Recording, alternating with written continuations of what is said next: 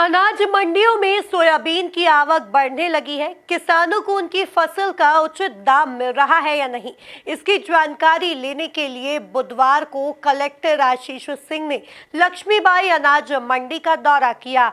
उन्होंने खाद की उपलब्धता के साथ ही वेयर हाउस का भी निरीक्षण किया। कलेक्टर ने मंडी और वेयर हाउस की व्यवस्था पर संतुष्टि जताई। देखिए ये खास रिपोर्ट। इंदौर कलेक्टर आशीष सिंह बुधवार सुबह अचानक लक्ष्मीबाई अनाज मंडी पहुंचे। उन्होंने मंडी में अपनी उपज बेचने आए किसानों से चर्चा करने के साथ ही व्यापारियों से भी चर्चा की। दरअसल समर्थन मूल्य पर सोयाबीन की खरीदी प्रारंभ है। इस दौरान खुली मंडी में किसानों को उनकी उपज का उचित दाम मिल रहा है या नहीं, खरीदी केंद्र पर सुचारू व्यवस्था है या नहीं, यह देखने कलेक्टर पहुंचे थे। इस दौरान उन्होंने सोयाबीन की नीलामी में किसानों और व्यापारियों के बीच खड़े होकर नीलामी व्यवस्था को समझा। उनके खड़े रहने से किसान को करीब 200 रुपए दाम अधिक मिले। बोलो भैया 4250 रुपए। चलो 4250 बोलो 4310 4325 30 33 40 55 पूछो भैया 4355 4355 एक 4355 दो 4355 और बढ़ाओ मिनिमम भैया मिनिमम कर देना भैया 4355 मिनिमम। हाँ बोलो भैया लो मुकेश बोलो बोलो बोली लगाओ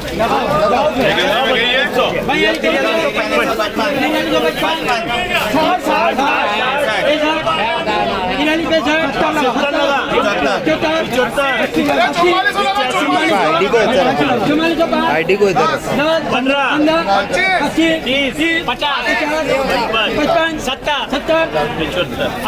80 85 90 चुम्मालीस 90 और 90 रुपया 3 मेड़तवाल। मेड़तवाल 4490 मेड़तवाल में। चलो 4490 चलो भाई बढ़िया। अच्छा है किसका है ये?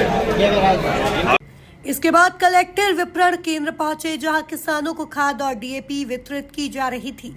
अधिकारियों से कलेक्टर ने खाद की उपलब्धता की जानकारी ली। अधिकारियों के मुताबिक लक्ष्मीबाई अनाज मंडी केंद्र पर 74 टन खाद उपलब्ध है, जबकि अन्य समिति में खाद की पर्याप्त उपलब्धता है। देखिए चूँकि सोयाबीन की खरीदी चालू हो चुकी है और जैसी माननीय मुख्यमंत्री जी की मंशा है, राज्य शासन के निर्देश हैं कि किसानों को उनकी उपज का अच्छा दाम मिलना चाहिए, अच्छा मूल्य मिलना चाहिए, ये शासन की प्राथमिकता है। इसी क्रम में आज जो मंडियां हैं उनका भ्रमण किया जा रहा है और इसके अलावा जो शासकीय खरीदी हो रही है सोयाबीन की, उन सेंटरों का भ्रमण मेरे द्वारा किया जा रहा है। जो रानी लक्ष्मीबाई मंडी है उसमें भ्रमण किया गया और वहाँ पर सभी व्यापारियों से भी मुलाकात करके निर्देश प्रदान किए गए हैं कि किसानों की फसल का अच्छा मूल्य दिया जाए, ऑक्शन सही तरीके से हो, पारदर्शी तरीके से हो और जो भी निश्चित रूप से मार्केट से रिलेटेड चीज़ है लेकिन फिर भी उचित जो है मूल्य प्रदान किया जाए, ऐसे निर्देश प्रदान किए गए हैं और थोड़ा बहुत उसमें वृद्धि आने की भी आज से संभावना है।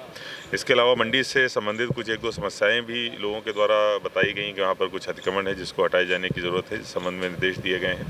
एक चीज़ ये भी देखने में आई कि कई किसान ऐसे आते हैं जो ग्रेडेड जिनका उपज नहीं होती है, अगर थोड़ी बहुत ग्रेडिंग कर दी जाए तो उनकी उपज का और अधिक मूल्य उनको प्राप्त हो सकता है।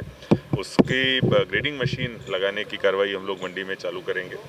इसके साथ साथ जो हमारी सरकारी खरीदी है, जो कि समर्थन मूल्य जो है वो 2800 रुपये से ऊपर है, किसानों के लिए बहुत अच्छी चीज़ है। जितने भी रजिस्ट्रेशन हमारे ज़िले में लगभग 10,000 किसानों ने रजिस्ट्रेशन कराए हैं और उनमें से अच्छी खासी आवक चालू हो गई है। आज एक दो किसानों से जो यहाँ पर बेचने के लिए आए थे इस सेंटर पर, उनसे बातचीत भी करी गई है। सभी लोग संतुष्ट हैं। बहुत अच्छे तरीके से जो शासकीय खरीदी की प्रक्रिया है वो चल रही है और बहुत अच्छा दाम शासकीय खरीदी में तो मिल ही रहा है और इसके कारण जो हमारी मंडियों का दाम है वो भी धीमे धीमे ऊपर जा रहा है।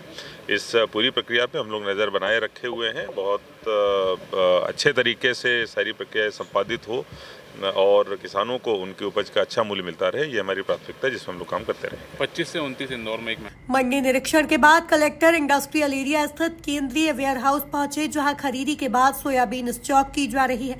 साथ ही उन्होंने एक निजी वेयर हाउस का भी निरीक्षण किया। यहां भी शासकीय खरीदी के बाद सोयाबीन रखी जा रही है। कलेक्टर ने अधिकारियों को वेयर हाउस में समुचित व्यवस्था के निर्देश दिए। Bureau report, MP news, Indore.